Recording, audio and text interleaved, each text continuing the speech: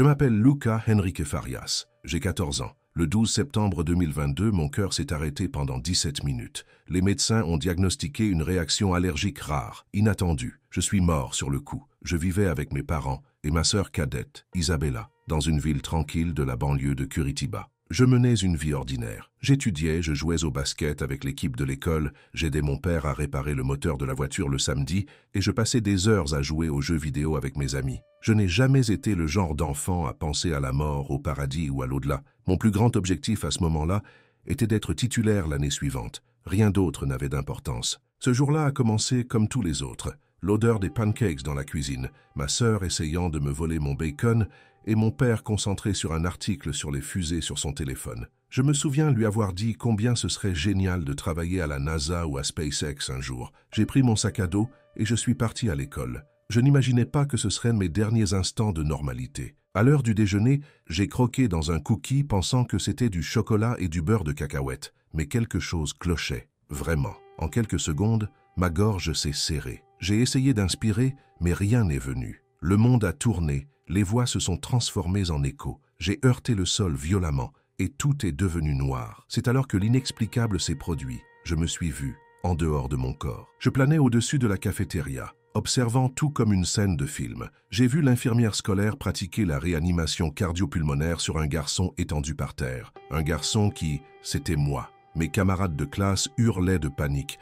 Les professeurs couraient dans tous les sens et les sirènes de l'ambulance hurlaient de plus en plus fort. À ce moment-là, j'ai compris qu'il se passait quelque chose d'inhabituel et je n'avais plus le contrôle. Mais soudain, quelque chose a changé en moi. Rien que de voir mon corps inconscient sur le sol de l'école, entouré de cris et de sirènes, j'ai ressenti une paix si intense que j'avais l'impression d'être enveloppé dans la couverture la plus chaude et la plus sûre de l'univers. En un clin d'œil, la cafétéria a disparu. J'étais dans un champ, mais pas n'importe lequel. Les feuilles dorées semblaient briller de l'intérieur, comme si elles portaient une lumière vive. Le ciel au-dessus de moi n'était ni bleu ni gris. Il était d'une lumière pure, indescriptible. Cela n'a pas blessé les yeux, mais a transpercé l'âme avec amour. Et le silence, oh le silence, il n'était pas vide. Il était plein, plein d'amour, de présence, de sens. C'est alors que je l'ai vu. Il marchait vers moi, Jésus, mais pas comme ceux des tableaux de l'église.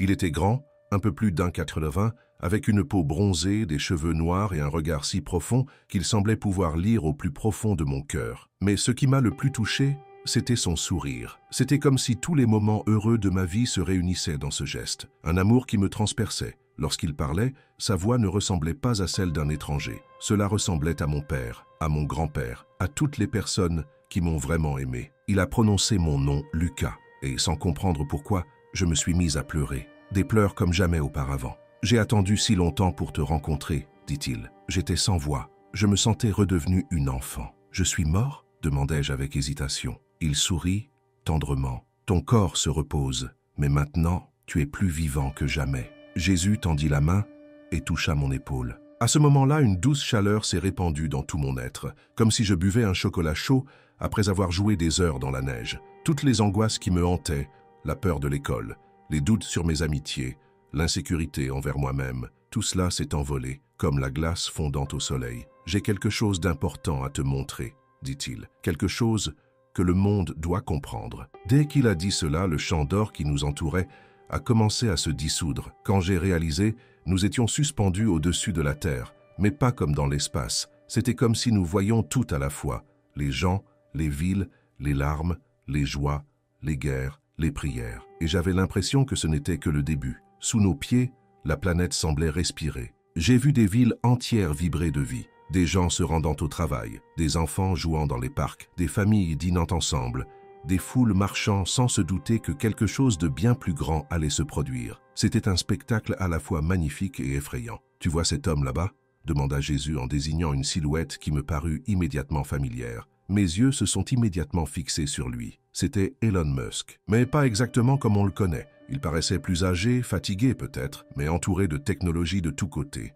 Il se trouvait dans une immense salle de contrôle, entouré d'écrans et d'appareils que je ne pouvais identifier. « Je connais ce type, dis-je. Il fabrique des fusées et des voitures, c'est ça ?» Jésus hocha la tête sérieusement. Son regard devint plus ferme. « Lucas, je veux que tu sois très attentif. Cet homme va faire une annonce qui va tout changer. » Mon cœur s'est emballé. Il croit aider l'humanité. Il croit guérir, innover, sauver des vies, mais il ne comprend pas la bataille spirituelle qu'il s'apprête à déclencher. La scène devant nous a changé. Elon parlait maintenant devant un public attentif, tenant quelque chose de petit entre ses doigts. Cela ressemblait à un minuscule éclat, mais il y avait quelque chose de troublant dans sa lueur. Et aussi, il présentera cela comme la solution ultime, un moyen de connecter l'esprit humain directement aux machines, a déclaré Jésus. Il promettra une intelligence accrue, des remèdes contre les maladies, voire l'immortalité technologique. Mais ce qu'il ne voit pas, c'est ce qui se cache derrière cette solution. C'est alors que la pièce autour de lui a changé. Des ombres commencèrent à apparaître autour de lui, d'étranges formes, ni humaines ni animales. Des créatures silencieuses, mais extrêmement présentes. L'un d'eux s'est approché et lui a murmuré quelque chose à l'oreille, et à ma grande surprise, il a hoché la tête, comme s'il écoutait. « Ce sont des démons », murmura Jésus tristement. « Ils planifient cela depuis des décennies. Ils veulent que les gens acceptent volontiers d'accepter quelque chose qui les séparera de moi pour toujours. » J'ai ressenti un frisson dans l'estomac. La scène était pesante, oppressante. « Mais il a l'air d'être quelqu'un de bien, » murmurai-je. « Il veut emmener des gens sur Mars, sauver la planète. » Jésus m'a regardé profondément dans les yeux. « Lucas, beaucoup de gens bien intentionnés deviennent les instruments de l'ennemi. Ce n'est pas une question d'intention, c'est une question de discernement. » À ce moment-là, j'ai réalisé que le monde était confronté à un choix déguisé en progrès, mais cachant quelque chose de terriblement sombre. Et la mission que Jésus me confiait ne faisait que commencer. Jésus est resté à côté de moi, regardant cette pièce où Elon expliquait son projet avec enthousiasme. « Il croit vraiment qu'il sauve le monde, » dit-il, la tristesse dans la voix. Mais l'orgueil a aveuglé son cœur. Il pense que la technologie peut réparer ce que moi seul peux guérir. Une fois de plus, la scène a changé. J'ai alors vu des foules, des millions de personnes, faire la queue devant les hôpitaux et les centres de santé. Elles étaient excitées, prenaient des selfies, célébraient, comme si elles allaient recevoir le dernier smartphone. Ce qu'elles recevaient était bien plus sérieux. Une puce cérébrale, implantée directement dans l'esprit. Jésus m'a regardé avec compassion. Une fois que vous aurez accepté cela, vos pensées ne vous appartiendront plus entièrement. L'ennemi disposera d'un canal direct pour influencer vos choix. Et même si vous pensez être encore libre, votre capacité à m'entendre, à ressentir du repentir, à reconnaître vos erreurs, commencera à disparaître. J'ai regardé avec horreur les gens changer. Leurs yeux s'éteignirent. Leurs visages perdirent toute expression. Ils marchaient avec précision, parlaient clairement, produisaient davantage. Mais il manquait quelque chose d'essentiel. L'âme semblait absente. « Mais est-ce la marque de la bête ?» demandai-je, la peur dans la voix. Jésus secoua la tête. « Pas encore, mais c'est le chemin à suivre. L'ennemi conditionne le monde. Il habitue les gens à mélanger viande et machine. La prochaine étape paraîtra encore plus facile à accepter. C'est la répétition. » Mon cœur s'est serré. « Et ceux qui refusent ?» demandai-je avec une lueur d'espoir. La vue a encore changé. J'ai vu ceux qui disaient « des gens ordinaires, des parents, des jeunes, des personnes âgées. Ils ont été ridiculisés dans les médias. On les a qualifiés d'arriérés, d'ignorants, de dangereux. Ils ont perdu leur emploi, se sont vus interdire l'accès à l'école, n'ont pas pu entrer dans les banques ni utiliser les services publics. C'était comme s'ils avaient été effacés de la société. Jésus m'a regardé avec un regard ferme, mais aimant. Ceux qui me suivent sincèrement traverseront des épreuves sans précédent. Ils seront persécutés, qualifiés d'ennemis du progrès. Mais ils seront les seuls à encore entendre clairement ma voix. Ils seront les derniers phares au milieu des ténèbres. J'ai senti un frisson parcourir mon corps. À ce moment-là, j'ai compris. Ce qui semblait être un progrès était en réalité un dangereux détour, et garder la foi serait plus difficile et plus vital que jamais. La scène suivante m'a profondément touché. J'ai vu de petits groupes de chrétiens se réunir en secret. Ils priaient en silence, lisaient leur Bible à la lueur des bougies, même après la coupure d'électricité. La persécution était réelle, mais il y avait quelque chose dans cette obscurité, quelque chose qui brillait plus fort que la peur. Jésus, d'une voix ferme et vibrante qui semblait résonner non seulement autour de moi mais en moi, déclara « Ce que l'ennemi ne comprend pas, c'est que chaque épreuve fortifie mon Église, chaque persécution purifie mes enfants. Et moi, je n'abandonnerai jamais ceux qui me restent fidèles. » C'était comme si l'air autour de nous tremblait sous l'autorité de cette promesse. La scène a encore changé. Maintenant, les mêmes chrétiens persécutés brillaient de la même lumière que j'avais vue en Jésus. Leur visage illuminait l'obscurité. Et puis quelque chose d'encore plus extraordinaire se produisit. J'ai vu des guérisons se produire, des malades se rétablir. J'ai entendu des paroles prononcées dans des langues qu'ils n'avaient jamais étudiées. J'ai vu des miracles qui faisaient passer les avancées technologiques pour de simples jouets électroniques. Jésus m'a regardé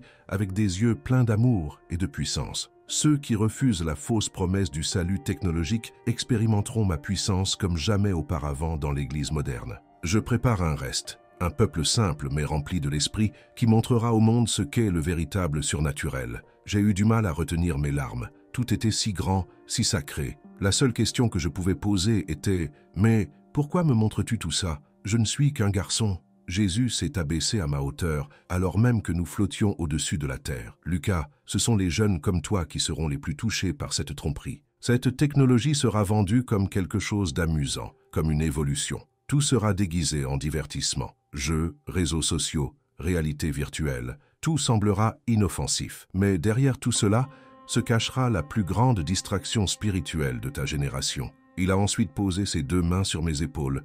J'ai ressenti une chaleur qui n'était pas de ce monde. Je te renvoie. Parce que j'ai besoin de quelqu'un de ton âge, pour prévenir les autres jeunes avant qu'il ne soit trop tard. À ce moment-là, j'ai su que ma vie ne serait plus jamais la même. Jésus me regarda tendrement, tandis que le champ doré autour de nous commençait à s'effriter comme de la poussière emportée par le vent. Je sentis mon esprit se replier sur moi-même et une oppression me serra la poitrine. « Mais qui me croira ?» demandai-je d'une voix étranglée. « Je ne suis qu'un enfant. Je ne suis personne d'important. » Jésus souriait avec ce même regard qui transperçait tout. Moïse aussi se prenait pour un inconnu. David n'était qu'un berger. Marie était une adolescente inconnue d'un petit village. J'ai l'habitude d'utiliser la simplicité pour réaliser l'extraordinaire. J'ai senti les larmes couler sur mon visage. Je ne voulais pas revenir en arrière. Là-bas, il y avait la souffrance, le rejet, la confusion.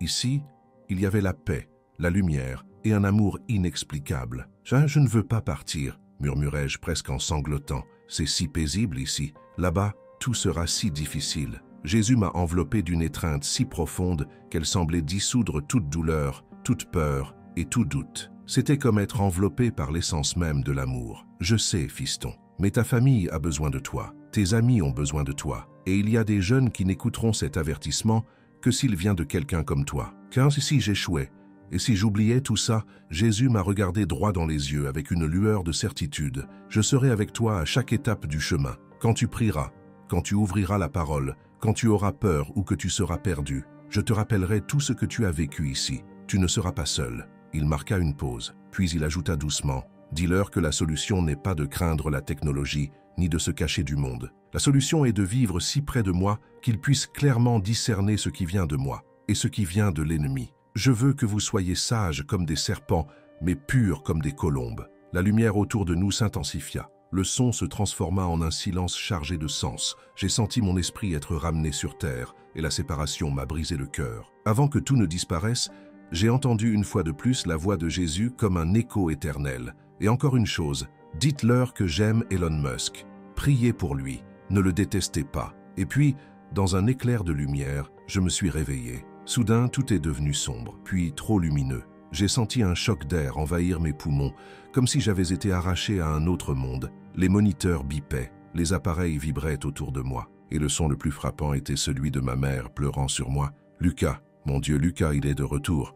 Docteur, il est réveillé. » La pièce s'emplit de voix et de mouvements. Un médecin accourut vers moi, m'éclaira les yeux, me prit le pouls et murmura « C'est incroyable. Il était cliniquement mort depuis 17 minutes. C'est incompréhensible. Il n'y a aucune lésion cérébrale visible. » Mais je n'ai pas pensé à la science. Je ne pouvais me souvenir que de tout ce que Jésus m'avait montré et du poids de la mission que je portais désormais. Au début, j'avais du mal à dormir. Je faisais des cauchemars à propos de ces ombres murmurantes, de leurs visages vides et de leurs yeux ternes. Je voyais des gens abandonner leur esprit pour des promesses d'intelligence, d'immortalité, de contrôle, mais je me suis aussi souvenu de la lumière, de l'étreinte, de la paix, de la certitude absolue que Jésus était réel et qu'il avait encore un plan pour moi. Quand j'ai finalement raconté ce qui s'était passé à ma famille, mon père est resté silencieux, essayant de comprendre. Mais ma mère, elle m'a tout de suite cru. Elle a dit que j'étais différent, plus mûr, plus calme. Elle avait raison. Les choses qui comptaient pour moi, être populaire, m'intégrer, avoir l'air cool, ont perdu leur valeur. Maintenant, je voulais juste accomplir la mission. 3 mois plus tard, la nouvelle est apparue à la télévision. Elon Musk a annoncé les premiers tests commerciaux d'une puce cérébrale. Le studio en arrière-plan était le même que celui que j'avais vu dans la vision. La foule, l'enthousiasme, les mots, Tout était pareil. Nous sommes sur le point de franchir une nouvelle étape dans l'évolution humaine, a-t-il déclaré. À ce moment-là, un frisson parcourut mon corps. Jésus m'avait montré tout cela, exactement cela. Et maintenant je savais, je ne pouvais plus me taire. Le temps d'avertir le monde avait commencé. Après ma guérison physique, j'ai ressenti le besoin d'agir. J'ai créé un compte TikTok pour partager tout ce que Jésus m'avait montré. Au début, la plupart des commentaires étaient moqueurs. On disait que j'inventais, que je cherchais juste l'attention ou la célébrité. Mais petit à petit, les messages ont commencé à arriver. Des messages d'autres jeunes disant qu'ils faisaient eux aussi des rêves étranges, des sentiments spirituels intenses, comme si quelque chose de grand était sur le point de se produire. C'est là que j'ai compris. Jésus avait raison. Ma génération est la cible, mais c'est aussi celle qui se préviendra mutuellement. Et c'est pourquoi je suis ici pour vous dire cela. Je ne veux pas que tu me croies parce que je suis spécial. Je ne le suis pas. Je suis juste un garçon de 14 ans qui est mort, qui a passé du temps avec Jésus et qui est revenu avec une mission pour vous. Jésus m'a donné un message clair. Il s'adresse particulièrement à ceux qui regardent des vidéos comme celle-ci. Il veut que vous sachiez que les années à venir mettront votre foi à l'épreuve d'une manière que vos parents et grands-parents n'ont jamais connue. La technologie offrira des solutions brillantes. Elle promettra intelligence, bonheur, pouvoir, guérison, une connexion totale. Mais avant de dire oui à tout ce qui implique votre esprit ou votre corps, priez, vraiment. Priez sincèrement. Demandez à Jésus de vous montrer ce qui se cache derrière la technologie, pour vous aider à voir non seulement avec les yeux de votre corps, mais aussi avec ceux de votre esprit. Et priez pour Elon Musk, priez pour les scientifiques, pour les leaders technologiques. Beaucoup d'entre eux croient qu'ils sauvent le monde, mais ils sont utilisés sans même s'en rendre compte. Surtout, n'aie pas peur, Jésus a toujours le contrôle. Il est toujours plus puissant que n'importe quel système, n'importe quelle machine, n'importe quel plan de l'ennemi. Restez proche de lui, lisez la parole et ayez confiance. Il vous donnera la sagesse quand vous en aurez le plus besoin. La bataille pour les âmes de notre génération a commencé. Mais nous ne sommes pas seuls. Le même Jésus qui est mort et ressuscité, qui a créé l'univers de sa voix, qui vous aime plus que tout, il se bat pour vous et il a déjà gagné. Si vous regardez cette vidéo et n'avez jamais invité Jésus à vivre dans votre cœur, n'attendez plus. Non pas parce que la fin du monde est proche, mais parce que vous avez été créé pour le connaître, pour l'aimer et pour être aimé de lui. Il a passé toute sa vie à attendre que tu dises « Mon nom est Lucas Henry Farias, j'ai 14 ans. Je suis mort, j'ai rencontré Jésus et il m'a renvoyé avec un message pour toi. N'échangez pas votre âme contre quoi que ce soit que le monde puisse vous offrir. Rien ne vaut plus que la connexion avec le Dieu qui vous aime.